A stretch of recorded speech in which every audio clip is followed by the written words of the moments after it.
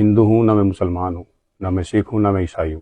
सबसे पहले मैं एक इंसान हूँ, क्योंकि मरने के बाद मुझे जवाब भगवान को देना है, इंसानियत को देना है, ना कि किसी धर्म को देना है। आज की जो कहानी मैं आपको सुनाने जा रहा हूँ वो एक सत्य घटना पर आधारित कहानी है। कहानी है भारत देश के अंदर एक ऐसे प्रदेश की जो अपने आप में देवभूमि कहा जाता है, मतलब देवों की भूमि, उत्तराखंड की ये कहानी है जो मैं आज आपको सुनाने जा रहा हूँ। और सत्य घटना पर आधारित कहानी है और अभी कुछ दिन पहले की ही कहानी है। नमस्कार साथियों, मैं हूँ मनोज अंतानी और आप देख रहे हैं मेरा फेसबुक आईडी पर इस कहानी को। ये कहानी है मोहम्मद दीपक की। अब आप सोच रहे हैं कि दीपक भी है, हिंदू नाम है और मोहम्मद क्यों लगा दिया इसके आगे।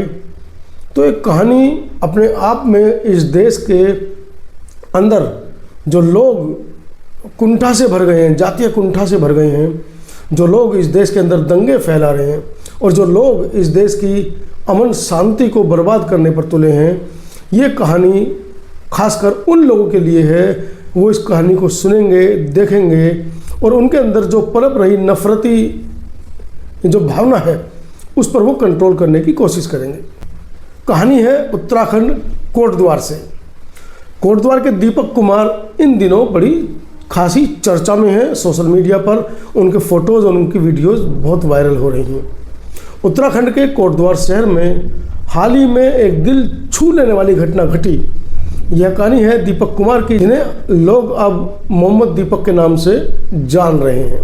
क्या है पूरा मामला, मैं आपको इस कहानी में बताने की कोशिश कर रहा हूँ। कोटद्वार के पटेल मार्ग बाज़ार में 70 साल के बुजुर्ग मुस्लिम दुकानदार वकील अहमद, जिनका पूरा नाम है शोएब अहमद, अपनी 30 साल पुरानी कपड़ों की दुकान Baba school dress and matching centre चला रहे हैं।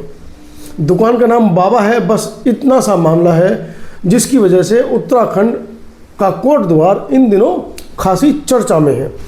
हिंदुत्ववादी संगठन या कहें नफरती संगठन से जुड़े लोग दुकान पर पहुंचे और 70 साल के बुजुर्ग से लड़ाई झगड़ा करने लगे, हुज्जत करने लगे। दुकान का नाम बाबा क्यों है?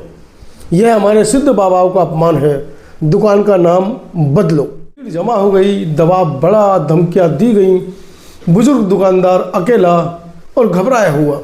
आसपास के लोग चुपचाप तमाशा देख रहे थे, कोई आगे नहीं आ रहा था। आप सोचिए, एक 70 वर्षीय बुजुर्ग जो ठीक से खड़ा भी नहीं हो पाता है, 10-12 गुंडे उसको घेर लेते हैं जाकर, उसकी क्या हालत उस समय हो रही होगी। तभी अचानक एक जिम ट्रेनर युवा दीपक कुमार वहां पहुंचा। उसने पूरा मंजर देखा और बिना झिझके इस लड़ाई के बीच में वो कूद पड़ा। ये बाबा की दुकान है, ये बाबा नाम हटाओ आप, या तो बाबा बन जाओ।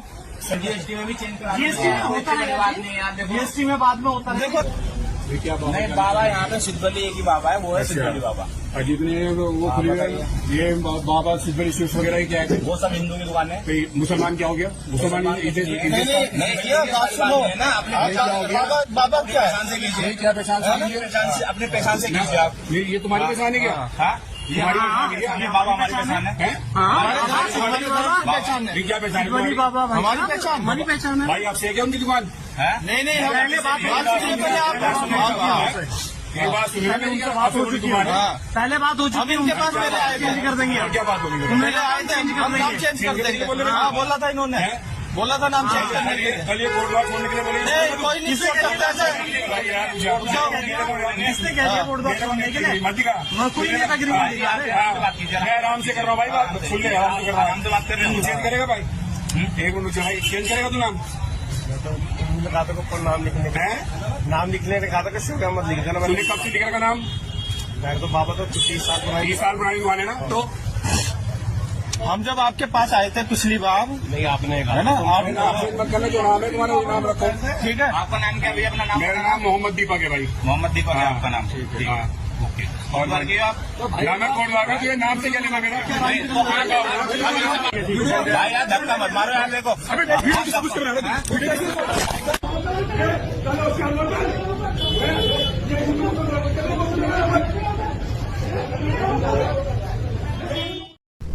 उन बजरंग दल के गुंडों से, उन हिंदुत्ववादी नफरती चिंटुओं से वो अकेला भिड़ गया।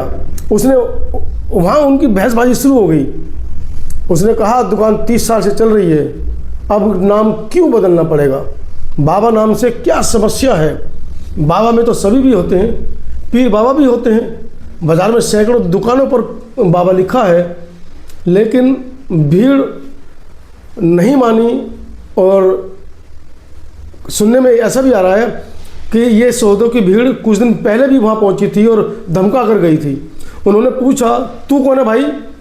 दीपक ने बड़े मुस्कुराते हुए जवाब दिया, मेरा नाम है मोहम्मद दीपक। यह सुनकर भीड़ स्तब्ध रह गई। मोहम्मद दीपक? एक हिंदू युवक ने खुद को मोहम्मद दीपक कहकर क्यों संबोधित किया? अब मोहम्मद दीपक इस बात पर कहते हैं यह नाम उसने जानबूझकर चुना ताकि यह संदेश दे सके कि इंसान की असली पहचान धर्म से नहीं, इंसानियत से होती है। आप सोचिए, इससे आगे दीपक ने कहा, मैं हिंदू नहीं, मुसलमान नहीं, सिख नहीं, ईसाई नहीं, सबसे पहले मैं इंसान हूँ। मरने के बाद मुझे भगवान और इंसानियत को जवाब देना है, किसी धर्म को नहीं। आप सोचिए, ये जो चिंटू नफरती जो बार बार उस बुजुर्ग को धमका रहे थे, उनके ऊपर अकेला इस देश का नौजवान भारी पड़ गया। उसके इस साहस और तर्क से भीड़ का जोश ठंडा पड़ गया और मामला शांत हो गया। बुजुर्ग दुकानदार बच गया, वीडियो वायरल हो गई और पूरी घटना देश भर में चर्चा में आ गई। दीपक कुमार ने अकेले दम पर नफरत फैलाने वाली भीड़ के सामने खड़े होकर एक बुजुर्ग मुस्लिम दुकानदार की रक्षा की।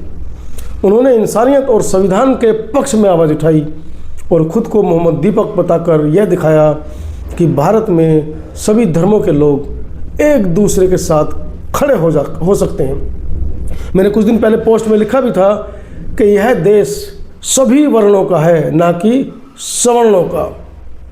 उत्तराखंड के दीपक भारत के हीरो हैं। वो संविधान और इंसानियत से लड़े हैं। हालांकि बाद में दीपक को धमकियां मिली, उनके खिलाफ एफआईआर भी हुई, लेकिन उन्होंने कहा कि मैं पीछे नहीं हटूंगा। सही समय पर एक व्यक्ति भी बड़ा बदलाव ला सकता है। सच में दीपक कुमार यानी मोहम्मद दीपक ने यह साबित कर दिया, नफरत से बड़ी इंसानियत है और इसी इंसानियत को हमें कायम रखना है। दीपक जिस जिम में ट्रेनर हैं, उस जिम के मालिक भी दीपक के समर्थन में आ गए हैं। लाखों लोग भी दीपक कुमार के साथ खड़े हैं। आप सोचिए, एक छोटा सा संदेश इस देश में कहाँ तक गया है। इस कहानी के बारे में आपकी क्या राय है, कमेंट सेक्शन में ज़रूर लिखें। क्या आप भी क्या आप भी मोहम्मद दीपक के साथ कंधे से कंधा मिलाकर इस लड़ाई में खड़े हैं?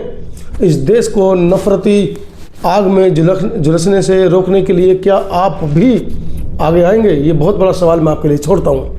दीजिए इजाज़त। और हाँ, मैं लखनऊ में हूँ, अपने जो रियल इस्टेट का जो हमारा स्वाभिमान ड्रीम्स इंफ्रा प्राइवेट लिमिटेड जो फर्म है वहाँ पर। और आप भी लखनऊ में अगर कोई प्रॉपर्टी ढूंढ रहे हैं तो मेरे दिए हुए नंबर पर ज़रूर संपर्क करें। धन्यवाद।